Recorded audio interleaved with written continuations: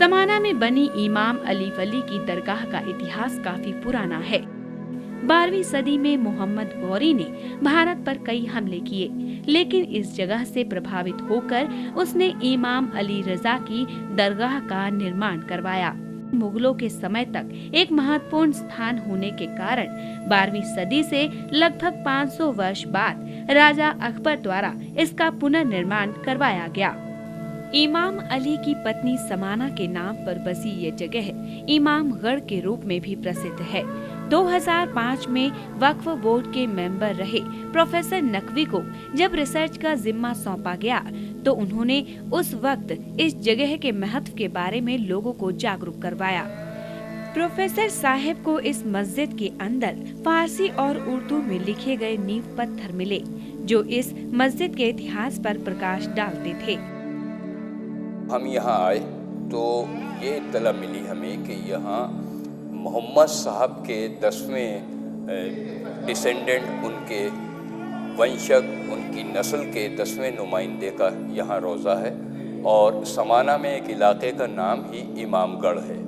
हम यहाँ इमामगढ़ आए तो हमने यहाँ ये श्राइन देखा, तो यहाँ जब हम पहुँचे हैं तो हमने यहाँ निशानियाँ तलाश की कि ऐसी कौन सी निशानी है जो हमें मदद दे।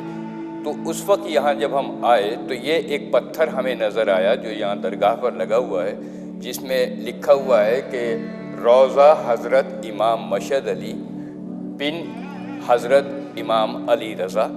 इमाम अली रज़ा साहब हमारे 8वें इमाम हैं, जिनका रोज़ा ईरान में है, जो बहुत बड़ा श्राइन है और इसी रोज़े की वजह से ईरान की पहचान है। उनके ये छोटे साहबजादे हैं। उनके इस रोज़े को, जहाँ हम इस वक्त खड़े हैं, मुग़ल बादशाह के कोई पंजाब के गवर्नर थे अजरुद्दीन खान मुग़ल, उन्होंने इसको बनवाया था और इस पे ये तारीख़ लिखी हुई है कि ये 967 हिजरी 967 हिजरी में ये बना, इस्लामिक कैलेंडर के मुताबिक। ये इस वक्त जब हम 1429 इस वक्त हिजरी साल है, 967 में ये बना है। इससे आप माइनस करके अंदाज़ा कर सकते हैं कि ये तकरीबन 500 साल पुराना ये श्राइन है जो अकबर ने बनवाया। इमाम परिवार की ये पहली पीढ़ी थी जिसने भारत में आकर अपना घर बसाया। 1947 तक इस क्षेत्र में शिया मुसलमान रहा करते थे, जो पाकिस्तान बनने पर भारत से चले गए। लेकिन भारत की आजादी के बाद 1947 से 2005 तक इस स्थान की रखवाली का जिम्मा गैर मुसलमान उठाए हुए थे। का मक्का कही जाने वाली यह जगह मुसलमान समाज में काफी प्रसिद्ध है। पाकिस्तान, अफगानिस्तान और दुनिया के कोने कोने से यहाँ मुसलमान अपनी मुरादें लेकर आते हैं। अक़ीदत से सर झुकाते हैं, सभी की मुरादें मिलती हैं। अभी पिछले साल यहाँ पे ऐसा वाक़या हुआ था कि एक लेडी यहाँ पे आई थी, उसका 14 साल से भाई नहीं मिल रहा था। वो अपने घर से तमन्ना लेके आई थी कि मेरा भाई मौला मुझे दिलवा दीजिए। तो जब वो यहाँ आई तो इत्तेफाक ये देखिए कि यहीं पर उनके भाई भी मिले और वो बहुत रोए आपस में मिलजुल के। और ये इनका मौजिज़ा है कि यहाँ पे हर एक तरीके की मुराद मिलती है। सभी मज़ाहिब के लोग, सभी धर्मों के लोग यहाँ पर आते हैं। अन्य राज्यों से भी श्रद्धालु इस पवित्र स्थान के निर्माण में अपना योगदान डालना चाहते हैं।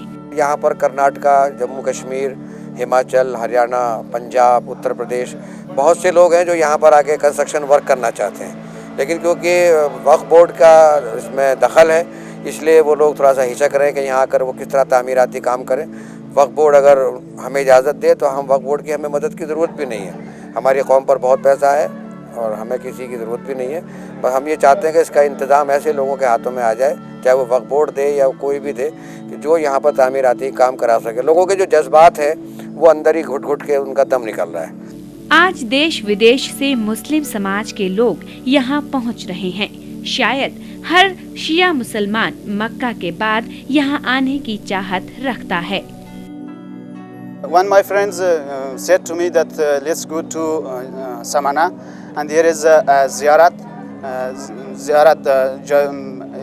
That is Shahzada Ibn Musa Reza, that he is in Mashhad Muqaddas, Iran country, and we came here for some majlises here and assembly, and we participate in this majlis. इस जगह में दूर दूर से आए श्रद्धालु इसे दूसरे करबलाए हिंद का नाम दे रहे हैं। उनकी एक ही मांग है कि जल्द से जल्द इस जगह को विकसित किया जाए ताकि अली वली की दरगाह भी मक्का मदीना जैसी प्रसिद्ध हो।